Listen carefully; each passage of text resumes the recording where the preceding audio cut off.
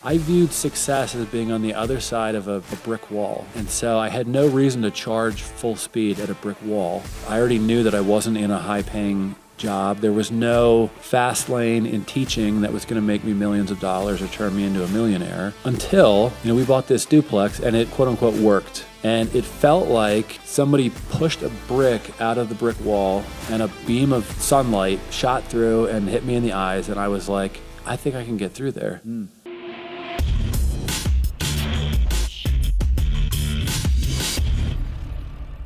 What's going on, everybody? Welcome to the show. Today's guest, Bryce Stewart, is a Gobundance member. He's a real estate investor, former teacher, and author of The House Hacker's Guide to the Galaxy. You can hear his Bigger Pockets episodes, I believe 2 of them now, one of which, I don't know where it still lands, but it's one of the top 5 or 10 ever listened to. So, Bryce, welcome. I believe that's true, and thank you. Yeah, what's the number, do you know? Like what place does it come in? Yeah. It was top 10 when they asked me to come on again. Still? Yeah. Do you know what the highest was? What the highest rated one was? Yeah. No. Do you know what your highest, were you? No, I don't. Number 3 or number 6? I'm not sure. Here's what I do know. When you come on and say that you're not very smart and you manage to figure some stuff out, it tends to appeal to a lot of people. Yeah. Well, I said the same thing, but I didn't get your listenership. Yeah. I think you did something a little bit more than that. Yeah, and I have a great story. You do have a great story. So let's start with that. What's the backstory? Where you're from? Give us kind of the ascension from, I mentioned teacher, all the way to real estate investor. Give us that background. Absolutely. So I came out of college as a elementary school teacher. I had a chance encounter before I even started with a teaching job, chance encounter with a coworker who at the time, I was 23 years old. I was living with my parents still in my high school bedroom because I didn't have a place yet after finishing college. My dad was charging me $300 a month to live in my high school bedroom because I had a degree and a job, and that's the kind of guy he is. And so I was working with another 23-year-old who asked me, where do you live? And I'm like, I live with my parents. I'm like, where do you live? And he goes, my college roommate and I bought a 4-unit apartment building in Norristown, Pennsylvania. I'm from Westchester, so it's just outside of Philly. And he said, we room together in one of the units and we rent the other 3 out. And I literally did not understand what he was saying. Right. I thought only big companies owned apartment buildings. I had never met like an actual person. Even I went to a college that was a 4-year dormitory housing, so I didn't even like rent an apartment while I was in college. So I asked him, I'm like, well, isn't that like a high mortgage or something like that? He's like, well, it's not low, but we pay the mortgage with the rents from the other 3 apartments. And I'm like, what about real estate taxes and like insurance and stuff? He's like, yeah, we pay it with the rents from the other 3 units. And in my mind, I'm like, I got to poke some hole. Like, this can't be right. Right. So I'm like, I bet the water bill's really high or the electric. He's like, dude, no, he's like, I don't know what their bill is because they have their own meters with the public utility companies. He's like, but honestly, we pay our bill with the rents that we get.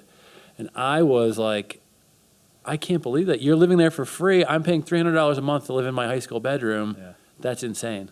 And the guy's like, actually, we also get $200 of spending money out of the place every month. So I was mad when I heard that because prior to that, I legit did not understand people could make money from something besides their job. I just thought wealthy people were like doctors, lawyers, whatever else. CEOs, right? Yeah. Get a job and go all the way exactly. up. Sure. And at the time, too, I had convinced myself, I was convinced that my 19-year-old self, who had chosen elementary education as a major, that had etched my economic destiny in granite for the rest of my life. Wow. Okay, that was my major. I can't change it now. I'm not going to go back through college. I already have a degree. This is my fate. Yeah. And so I really just kind of closed my mind down after that. Crazy. Yeah. So fast forward a couple of years later, that was like a seed in the back of my brain that I didn't do anything with because people don't just walk up to you and offer you 4-unit apartment buildings. The real estate to buy, right? Yeah. So a few years later, I was teaching. I had a teaching degree. My wife and I had 2 kids very quickly in 13 months. And we went from 2 salaries and 2 mouths to feed to very quickly 4 mouths to feed on 1 salary. And that salary is a teacher's salary. Yeah. So I was like, I got to do something. So I grabbed a page out of that guy's book. I randomly saw a duplex for sale. This was 2009. I called the agent. We went to see it. It sucked. But we got on an auto email list and in the next month, she sent us a great one, which was our first deal. How'd you buy it? How'd you fund it, given that you're on one salary, four mouths to feed, and it's a teacher salary? So it was a $175,000 duplex. It was in really good shape. The guy we bought it from had bought it sheriff sale, had lived in it, gutted it, like knocked out the walls, exposed the brick wall, put in tongue and groove hardwood floors, open concept. Yeah. So it was a really nice apartment on the second and third floor, and then the first floor was a one-bedroom apartment. So FHA, I think we had $6,000 that we had scraped together, and we probably borrowed the last 2 or 3 to close from my in-laws. But this was the lesson in it, and on some level, this is actually the lesson in every level of real estate, which was I did the math on the principal, interest, taxes, and insurance. It was $1,200 a month. And then the rent downstairs was $600 a month. And at the time, we were renting for like $850. So you're ahead. Yeah, PITI $1,200, rent $600. I was like, okay, we can't afford to not buy this duplex. Right. So it was a lot of your people who are listening to this, they already know that. That's like, these are Duplos to them, not overly granular. But I think for everybody who's listening, there's a point, unless they're wildly different than me, I had that static mindset. Okay, I'm a teacher. That's my economic fate. My parents were both financially responsible, but not entrepreneurial. So they were responsible with money, but not ambitious with it. I viewed success as being on the other side of a brick wall, really. And so I had no reason to charge full speed at a brick wall. No reason to work my butt off toward it. I already knew that I wasn't in a high-paying job. There was no fast lane in teaching that was going to make me millions of dollars or turn me into a millionaire. I think a lot of people, a lot of Americans at least, are in that spot where they've convinced themselves some people are successful. It's random. They're well-connected. They're lucky. They invented the chip clip or some other, 1 in a million thing. And so they convince themselves it's not worth some great heroic effort until, we bought this duplex and it quote unquote worked. A year later, we refinanced. The payment went down to $1,100 and we re-rented the apartment that went up to $800. Wow. So now our kick-in was $300 a month for a gorgeous apartment. Yeah. And that, Jamie, that was the first time that something worked for me to compensate me outside of, just a job that I was working. And it felt like somebody pushed a brick out of the brick wall and a beam of sunlight shot through and hit me in the eyes. And I was like, I think I can get through there. I think it's worth a heroic effort to try this because I have evidence here, a taste of some degree of success. And honestly, I'm not type A. I'm not an overly hard worker. I don't think I was a very good employee. No record of really hard work prior to that in my life. But when I saw, here are levers that I can pull, here are things that I can affect, and it improves my financial condition. That motivated me to really work hard to get through to the other side. And then I started, picking off more bricks. Now the light's bigger. Yeah. And you get momentum with it, and you become convinced, this actually is possible. But maybe a good analog would be, I read a statistic one time that said in urban areas, if a kid from a neighborhood becomes a professional athlete, the chances of another kid from that same neighborhood becoming a professional athlete goes up by 5-fold. Oh, really? I was going to say it goes down. That's interesting. Goes up. Because now the kid in that neighborhood has seen what it takes to get to the success. Just normalized it. Right? They're like, okay, I watched him do the hard work. He made it. That makes more sense. It's possible for me to do it. So on some level, I think for success, you have to experience just a taste of it or see, let's say, a good example close at hand to you. Like so-and-so's not that smart. They managed to do X, Y, and Z. I guess if I'm willing to put in the work, I can get to the same level. So maybe some of that for me, but that's what motivated a guy who would have probably just stayed in the job that he was in, doing, stuff that ultimately wasn't as... Did you end up, as you grew your portfolio, what you did was house hacking, essentially. Did you continue to do that, or were the next properties you purchased more, you purchased them as investment properties? So for people who aren't in it yet, maybe you're looking to grow your wealth or something like that. I still think a small multifamily owner-occupant house hack is hands down the best investment available to the common person. 100% it is. If you dial into what we did, we used $8,000 of cash to control an asset that was worth multiple hundreds of thousands of dollars.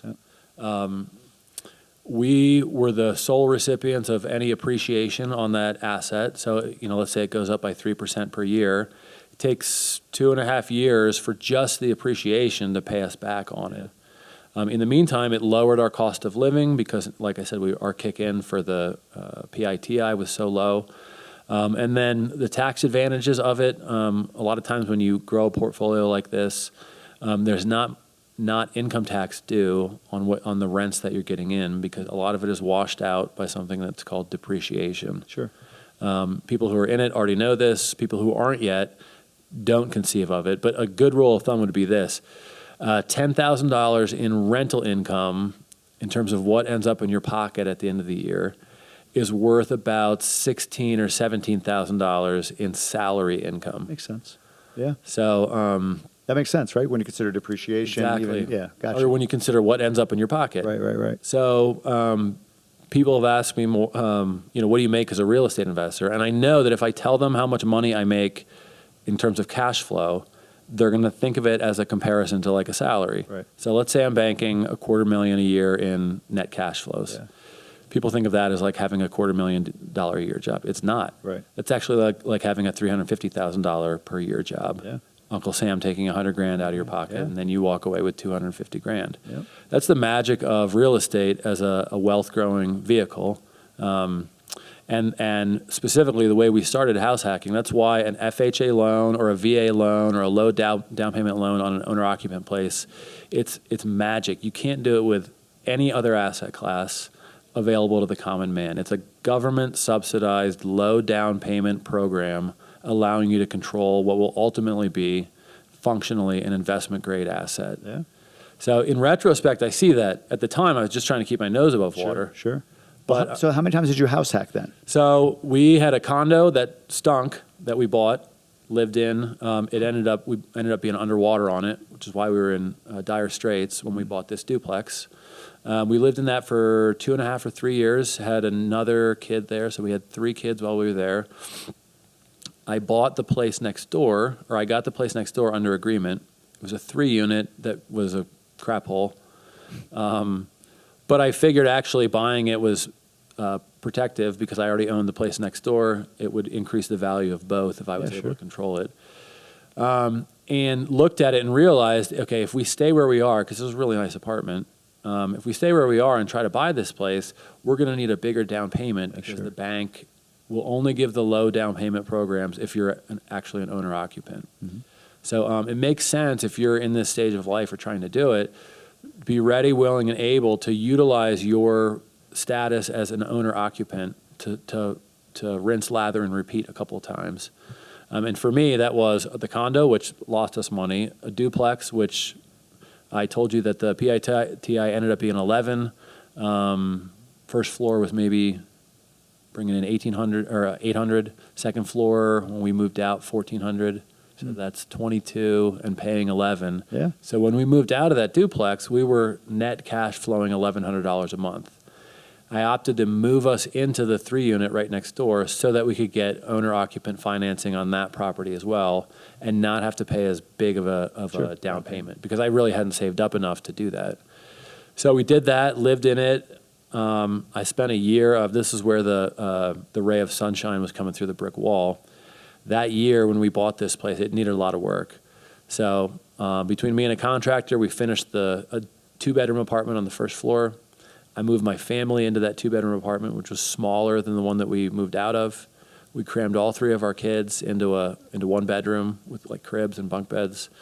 And I was teaching and every morning getting up at 6 a.m., going in, doing plans, teaching for a day, coaching cross country, coming home, dinner at 5, get the kids to bed by 8, and then from 8 until like 1 in the morning, I was going up and working on the other 2 units. Yeah.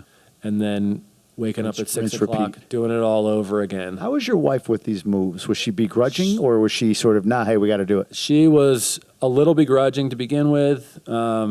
She bought into the plan as she started to see some of the numbers change. But really, the move to the triplex, where we're moving into smaller space, Yeah. the risk was all mine. Sure. The potential blame was all mine. Potential, full blame. Yeah, exactly. If this doesn't go well, it's on me. Yeah. But Nice word, but not I true. said if I'm looking at these numbers right and it does go well, I promise we can buy a normal house after this, and Give me one more. exactly. Give me one more. Got So it. we did that for a year, and then the 3-unit cash flowed when we moved out about 17 or 1800.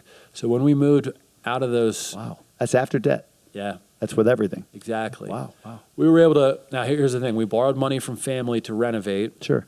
Then we were able to get a higher appraisal after a year and refinance this was important. We refinanced while we lived there with owner-occupant debt again, because that's sweetheart financing. Yep. It was like 3% on a 30-year fix. Had we waited until we moved out to try to refinance that triplex, well, now you don't have that same owner-occupant financing. Yep.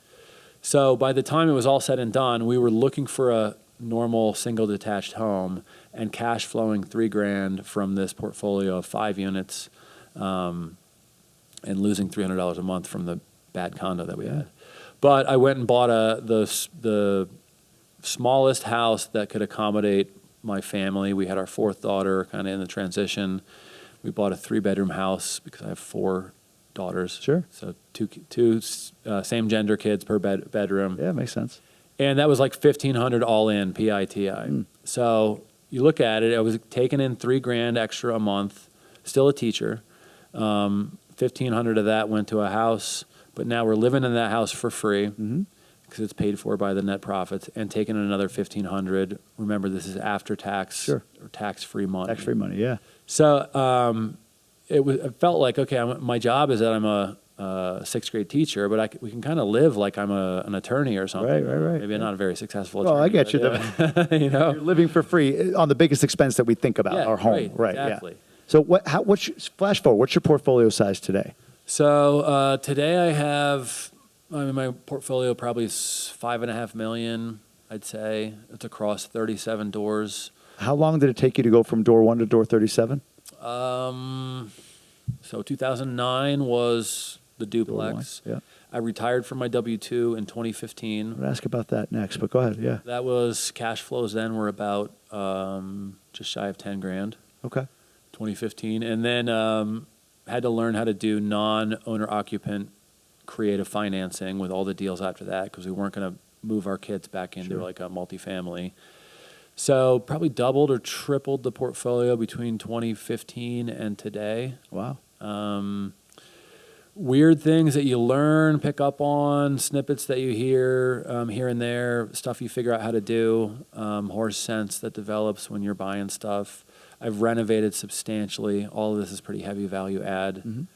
Bethlehem, Pennsylvania, where I live, has been a pretty good market for it. I did not orchestrate a really good market. That just luck of the draw. That's where I lived. I also didn't orchestrate the best decade in the history of the world to borrow money. We all kind of just fell into that one. True. You know? Yeah. And Bethlehem had and still mostly has a pretty good purchase price to rental ratio Yeah. for landlords. 2015, you left the job. Was that an emotional decision in any way for you, or was it just simply a numbers thing? Once I hit X, then it makes sense for me to do Well, it. it was both. Yeah. The job was taxing.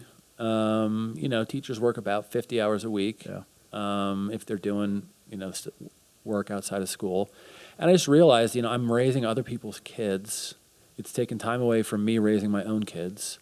So the ray of light shining through the brick wall, it quote unquote worked for me for the first duplex, the triplex. Those allowed my wife to step away from her job, which was my initial goal, and plus survival. Sure.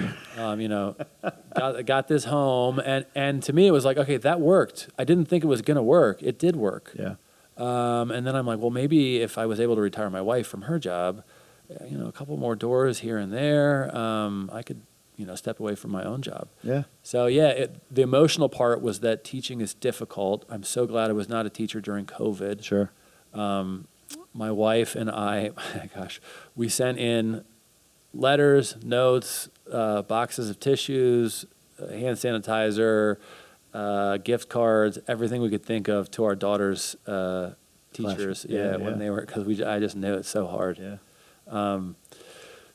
There's some creative stuff that came after that, stuff I had to figure out kind of on my own. I don't have any partners aside from my wife. Mm-hmm. But the mindset shift was one of fixed, static mindset, economic fate being etched by either family of origin or by college major or, let's say career experience. Having that shell broken and realizing there is a way I can work towards this. Experiencing some small successes, that having a snowball effect on my own motivation, like, okay, I'm really going to jump all in with this, jump in with both feet. Yeah.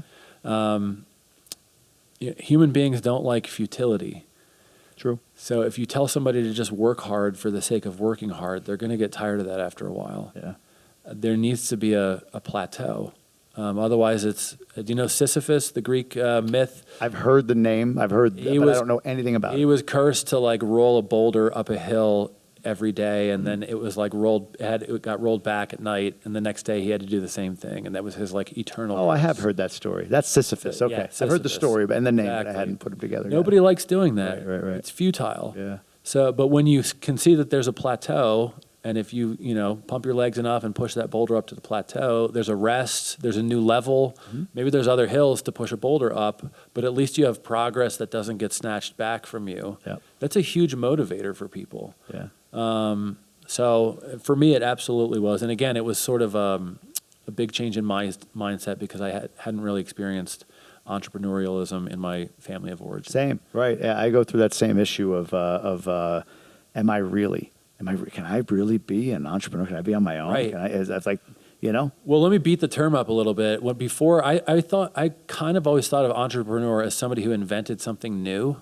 True. Me too. I had that at some point. Category, and I'm going to say this: even creative, you think of creative people as coming up with a new idea, and entrepreneur. That's true for both of them. But for people who struggle with identifying as that, I want to throw a different frisbee at you, which is entrepreneur is anybody who's self-responsible for their income, regardless of if they're doing something that's already been done, 1,000 times, which you and I are in real estate. Yep. Or if it's something completely creative or completely new. And then creative people too. I want to change that definition a little bit. We think of creative as thinking of something completely original. I don't think that's true. I think creative is that you're able to create things. So a mason is creative, even if he's doing work that he learned as a trade, because he's taking, let's say, raw materials which have no valuable usage, and he's converting them tangibly into something that he has created that now has a viable economic purpose and use.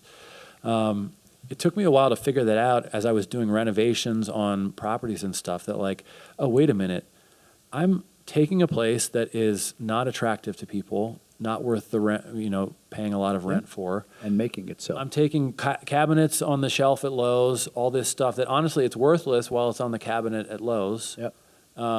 And I'm taking labor because I had to hire labor here and there, putting it all together, and I've created something that now has more value than the sum of all of its parts. Sure. I'm going to call that creative. Yeah.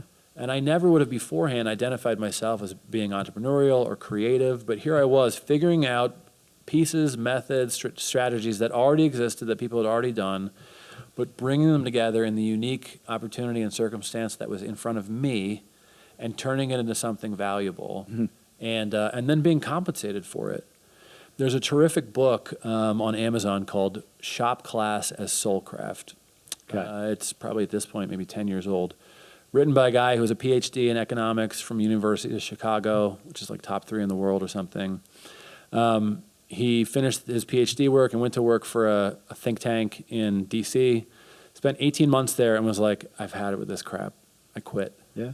And then he started a motorcycle repair shop. And in his book, he talks about how, for him, troubleshooting a vintage motorcycle was far more intellectually rewarding than this supposedly like higher level cognitive work that he was doing in this think tank. And thankfully, so his book is anecdotal about his own experience, but he also has the macroeconomic perspective of our economy, the labor markets, that kind of stuff. And he points out that we've underfunded trades, we've understaffed the trades. 100%. And we pay so much for them now. Exactly. And now it's not a bad gig to go to trade school, come out as an electrician with very little debt. But it's stigmatized. Yeah. It's still bifurcated that we put stupid kids into the trades and smart kids do college prep. But now, increasingly, that smart college prep kid is folding sweaters at the Gap and they're 120 grand in debt. You know, you tell me who's smart. That's true. That's not a great setup. I love the point you made about creative. So I look at that as like your word to define entrepreneurship so that it made sense for you. Yeah. Right? Like for me, the word, I just talked to David Green about this, which I actually, it's funny. I was just thinking a moment ago, you came in here late because I ran over with David Green. I don't know if you know this, but ironically, when I was on the Bigger Pockets episode or Bigger Pockets podcast, my episode recording ran late, and the person they had to bump back was me. Was you. Keep doing it to me. So if David Green and I are in the same room, you you're guys going to be late. Conspiring against me for years. But the word's defiant. Like that's the word that Defiant. Defiant. Like you're seeing you have an element of creativity, and you relate to that word as entrepreneurship, and you've got it. So okay, I can justify or overcome the insecurity that I'm not an entrepreneur because I embody this one trait that I believe is part and parcel with entrepreneurship. Yes. Mine is defiance. Mine is looking at people, in Gobundance, David Osborne, people like that, where I'm defiant as fuck. So me and somebody like him, if I share that trait with him and he to me is a high performing entrepreneur, then I can actually justify an entrepreneur title. Right. I think anybody who's prodigious in delivering value. What's that word? No, prodigious means you produce a lot. Got it. Thank you. There are I had no idea. There are a lot of people who don't think of themselves as creative. They're prodigious, but they're producing a great deal of value of, let's say, something that's easily replicated or duplicated. Yeah. The carpenter, the mason, the multifamily developer, or something like that.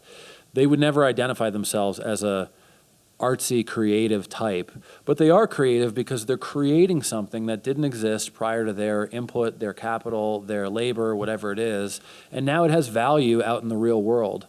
Another point from this book, Shop Class is Soulcraft, that I think is so key, and I know you were in corporate for a while, and this is probably going to resonate with you. He points out that a college degree used to be your track to autonomy.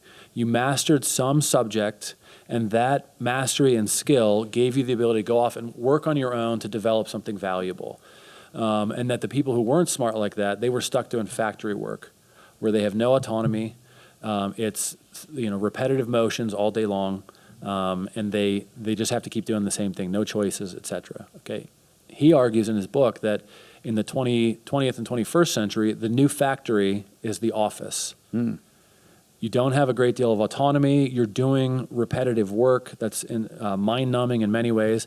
And he adds this, the worst part of it is a good bit of your job is attempting to project either success or suitability to your superiors. Mm-hmm. You've got to convince them I'm doing a good job. Yeah.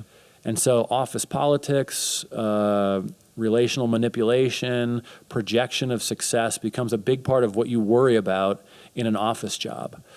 Contrast that to, let's say, a mason who the work of his hands exists and it's immune from relational manipulation. Wow. Yeah. He sets up a foundation wall. His foreman says it's not plumb. He can say, bullshit, it's not plumb. I checked it 3 times. You go check it. Right. And now the product he's produced is immune to relational manipulation. Yeah. There is a great deal of freedom in doing work where the product of your hands, you get to take your hands off of it. In real estate, people come in, they either like the apartment and they want it, or they like your flip. And there's something very ennobling about that in our industry where you've done the work, you've put it in, and now the market is telling you, you just created something that's so valuable that I want to give my money for it. That's cool. Instead of, hey, the only way I'm going to be able to make money is I got to go grease up my boss to try to get him to give me that. That sucks as a life. It does. And there's a degree of defiance in me that didn't like that aspect of, even in teaching, there's that kind of like office politics. I like that, man. And even you mentioned the creative part when you were talking about, I'm sorry, you mentioned the corporate part, and earlier we're talking about creativity or being creative as an entrepreneur. I think that's a big part of, I was 21 years in the same company, and it started out, 2000 with a lot of autonomy. Mm-hmm. It was like, just don't go outside of this. Right, this is legal. right. This is ethics. But that's it. Don't violate those. Go do the rest. And then it became down to even as a high level employee, even as an executive, to at the end just follow the process. Just follow this process. Yep. Don't get creative. Don't get cute. Follow the process. And yeah, there's an element of me that enjoys taking something in and saying, I get to figure out how this ends. Yeah. And it got taken away, so I couldn't be there anymore. Go ahead. Right. And then you got to learn the whole new PR lingo, make sure you're up to date every year on that crap. Forget it, not me. Have fun. So I'm at the point now where, my portfolio throws off about $21,000 a month in net income, and that's non-taxable. Yeah. That's because of depreciation. It's all shielded. I hired a property management over the past 6 months, and I've Nice. been handing off the baton to them. Oh, so you're becoming So I'm getting more and more 100% of my time back. Yeah. That's incredible. And I want to give more value to guys who are already in the industry right now. Some things that were cheat codes or little things that helped me along. One was using YNAB, which is an online budgeting application. It stands for You Need a Budget. Oh, nice. Yeah. YNAB with the letter Y, N-A-B. Got exactly. it. Yep. Because I found out even when I was hiring a bookkeeper, my bookkeeper kept track of the past of my money. Okay, he kept track of where it went so that I could report accurately for tax reporting. Mm-hmm. He was not great at the future of my income. So, I have a couple LLCs and they have bank accounts. Let's say maybe one of them has $75,000 in it. I go to my bookkeeper, all right, I need a new ductless mini split for this apartment. Can I buy it? He's like, well, yeah, dude, you got $75,000. But you and I both know that's not my $75,000. Right. A good portion of that is earmarked for, let's say, real estate tax escrows, insurance escrows, utilities, CapEx. Yep.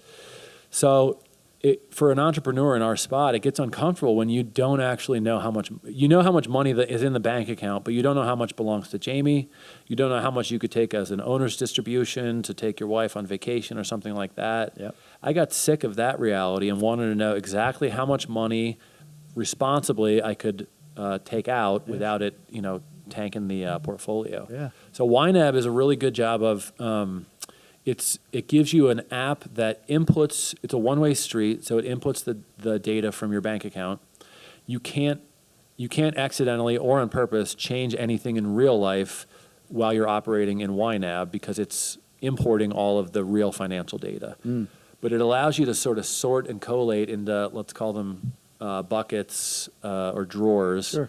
So that all of your money, as it comes in, isn't just sitting as a lump sum in a bank account. It's going into like, okay, here's the monthly allocation for my eventual real estate Tax bill or escrows, whatever. right. Yeah. Yep. So for me, every month with the rents coming in, I was putting, okay, this is going to get pulled out almost immediately for the debt service. This has to accrue in this account for it. And it was really just based on one deposit account for that LLC. Interesting. So I Yeah. only needed it in real life. I only needed one deposit account. But in this budgeting software, I'm able to see down to the penny, here's how much I'm putting towards CapEx, this, and then like profit first, here's how much is actual profit that I can take away, put in my own pocket without stealing from my future needs. It's almost like overlaying a dashboard on the one account of a bunch of money. Exactly, Right? 100%. It's not putting money in different accounts. It eliminates that complexity. Exactly. And it's like you almost take like 3D glasses and put it over the account. And you can 100%. see all these different. And that's interesting. Probably guys in our position, real estate entrepreneurs, who they're just playing the bank balance game. Yeah. Yeah. And when it goes over, they're on credit cards, or they don't know where their money's at. Sure. And to me, that's not good sleep. Yep. You're You're 100%, man. Spot you on. want to be able to keep track of it. Yep. That was a great tool for if you guys are in that spot. Like I totally relate to it. That tool was awesome in helping me. One more tool I want to talk about real Yeah. quick, and then because I know we got to get going, got to get you wrapped up here. I apologize for making David Green made you late. It wasn't good. me. But one more tool I want to talk about when you left the W-2, we were talking about it before, and that is a tool, I call it that, a set of tools or information around health insurance, because that is a big block for people when they're saying, hey, well, yeah, I've got cash flow, it covers my expenses, but I need to budget in also for now that I'm paying my health benefits. 100%. And there's a lot of different things. Talk about health shares. I've talked about those, or the exchange. But you were giving me some information about different ways of sort of hacking, if you will. Yeah. Insurance. So the big thing is a lot of people are afraid to leave the W-2 because they're afraid of health insurance. You know, what if I retire, then turns out one of my kids has cancer, or I do, or I break a leg, I'm in a car accident. Now this financial freedom I've worked so hard for gets taken away by some random event. Yep. Or they price out Cobra for their family, and they're like, crap, like $2,500 a month. I'm going to need 5 great doors just to cover our health insurance once I leave my W-2. So a couple things for me. One, we backed into it having low W-2 income to start with. So I progressively built my portfolio and my income. But even with that, when I looked at, okay, how do we, the reason I say that is there was no huge W-2 income coming in when I retired from my wife in some corporate job or something like that. It was just our real estate income when I walked away finally from my job. That might be different from some people out there who are at either a different net worth level or a different income level. But the first thing we did was MetaShare, which is like a faith-based insurance, not insurance thing that goes on. They have really low premiums. Some hang-ups are, some of them are weird on pre-existing conditions, so you want to make sure that you investigate that fully. We were on that for maybe a year and a half or 2 years. While we were on that, we started investigating the Affordable Care Act, Obamacare, Marketplace. I had thought that that was going to be more expensive than this MetaShare. In actuality, Affordable Care Act is the friend of the entrepreneur, because a lot of the pricing for it is based on your adjusted gross income.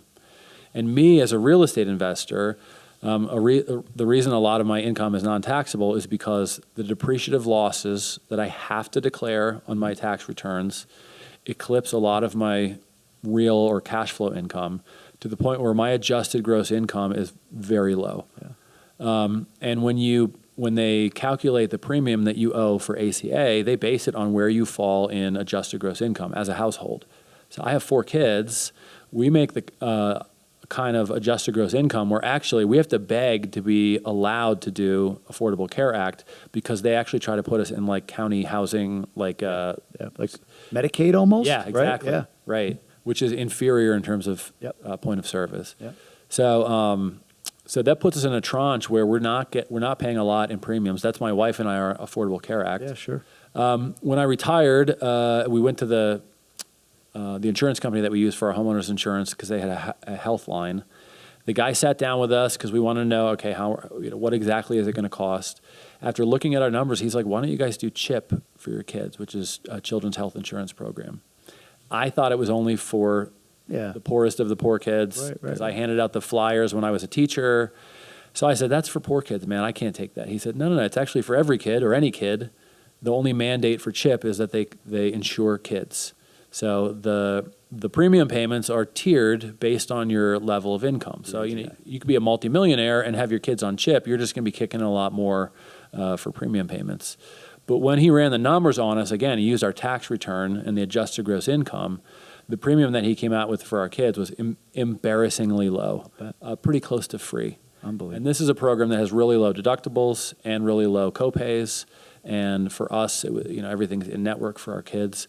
So that was something that, had we not rolled up our sleeves, investigated the bureaucracy and everything, we had just assumed, well, it's going to be expensive for us as soon as I retire, and allowed that sword over our heads to keep me in a job that was no longer fulfilling. It was worth a little investigation. Yeah, sure. We say in my GoPod, answers are better than guesses, especially when they're free. That's true. So if you're listening to this and you're an entrepreneur, you're considering, maybe you've got a W-2, you're considering what the jump out is like, I would strongly encourage you not to base it on guesses, superstition, or whatever. Go pencil it out, sit down at a retail office that does CHIP or that does Affordable Care Act, figure out exactly what it's going to be. Just don't hit apply on the last page or whatever. And then start looking at the actual quantification of your financial freedom instead of just thinking it's not possible for you. Brilliant. I love it. That's a great tip. It's something I have to investigate. So you've shared that with me before, and then I got sidetracked with this move, and I'm gonna have to get in and take a look. Yeah, you're in a different spot where I'm not sure what network is going to look like for you. Health insurance will reimburse for international care. The health share approved. That's what we have now. We have Zion Health. They approved care internationally for us. So Got it. we're kind of there until we move back, and then we have to make some decisions. That's worth a couple episodes where you go totally full granular on you. I mean, without giving away your own medical information. Yeah. But the more granular, the more value, because everybody can agree in principle that what we're saying is good and valuable. 100%. But it's a little different when it's like, hey, go to this URL. Yeah. Do this. You'll either get rejected or you'll get accepted, but at least you'll have an answer as to whether or not this is going to work for you and your family. Yeah. People need granular advice. Yeah, I agree completely. So let's wrap with this. We're in Tahoe. Yes. You're at your first Gobundance event, I believe. First big one. I've been to local chapter stuff, but this is the first. Give me the review so far. We're only to day 2, but what do you think? How's it going? So I have led a fairly pedestrian life prior to being involved in M1. Yeah, sure. And then now Gobundance. So these kind of adventures to me was just not in the cards for somebody like myself. To give you the detail, Jamie and I are sitting right outside the door here is a window looking out at gorgeous mountains, snow, a hot tub. The kind of stuff that was only on my vision board, 5, 6, 7 years ago, that now, because of time freedom, because of means, and because of Gobundance, I'm able to do and actually write off as a business expense because it's a business conference. It is, yeah. We get to enjoy this aspect of life together, and so it's neat. It's given me a whole new perspective on stuff, man. Yeah. I'm glad you jumped in. I know we talked a bit about it. You were like, should I not? Yeah. I'm glad you did it. Yeah. If you're on the fence about it, I just got to say, if you got to level up who you're around, even just through. Good example. I lost 23 pounds since October because I have a GoPod that's keeping me accountable. No kidding. It's super weird because I take a picture of my scale when I get on it in the morning. Is it a glass scale? It's not totally reflective. I've made that mistake. Right. But nude reflected photo. Right, yeah, you don't want that. But it's still weird because it's my bare feet on scale. So one of my GoBros, his wife, picked up his phone, and he hasn't figured out how to not have WhatsApp import the WhatsApp photos into his actual roll. Yeah. So she's scrolling through it. She's like, "What the hell is this foot fetish on your phone?" He's like, "That's just don't worry about that. That's Bryce. That's just Bryce. That doesn't answer the question." Yeah. But GoBundance is great for that kind of accountability. Sure. And I told him, dude, if I'm not under, this is what I said, if I'm not under 190 pounds by Tahoe, you guys can hit me in the crotch with a tennis racket. Really? And I was under. You're under. Of course I was under. Good for because you. I didn't want to get hit. In the crotch with a tennis racket. Yeah. You need teeth on your goals. GoBundance gives it. They cultivate a system where that's possible, where it's required, not just possible. Right. And it's one of those things where, I'll end with this. In life, I've learned this over and over and over again. You think something's going to be too hard for you. You think maybe you're not going to be successful at it. Sometimes you got to start the snowball rolling down the mountain, and you just got to ski in front of it. And you got to trust that as long as you stay alive to the bottom, you'll have a PR once you hit the bottom. Yeah.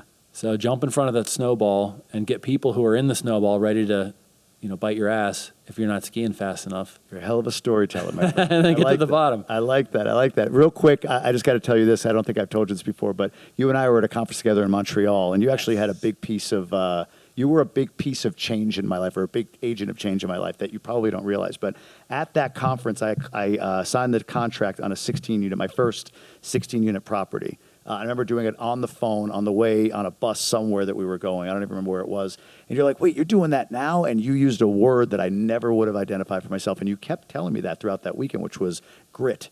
Man, you're gritty as hell. Gritty. Yeah. And I left there like, I'm gritty, right? And it was a shift for me. That and some other things that happened in that weekend. But that word, and you in particular, I'll never forget. That statement to me of being gritty was a word I never would have defined myself as. So I have you to thank for that, brother. Well, terrific. Thanks for being gritty. Of course, no problem. House Hacker's Guide for the Galaxy, or to the Galaxy, excuse me. Oh yeah, I wrote a book, House Hacker's Guide to the Galaxy. Available on Amazon. Yeah, it'll give you it's that granular advice on the step-by-step taking me from being, we were in debt when I was coming out of school. 2006, we got married, to 2015, walking away from my job, and then, hitting millionaire status, and now in Gobundance, multimillionaire. It's great. I love it. I love it, man. Thanks for being here. I appreciate you dealing with this, all the delays and everything. 100%. So good stuff. Thanks, bud. Cool. All right, man. Great job.